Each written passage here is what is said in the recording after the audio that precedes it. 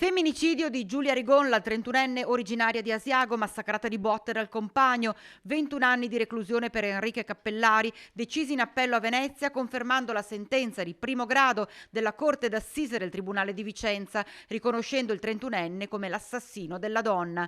La tragedia si era consumata la notte tra il 18 e il 19 dicembre del 2021, nel camper dove viveva Cappellari, parcheggiato in una piazzola di via Capitelvecchio, una laterale interna della Valsugana a Bassano.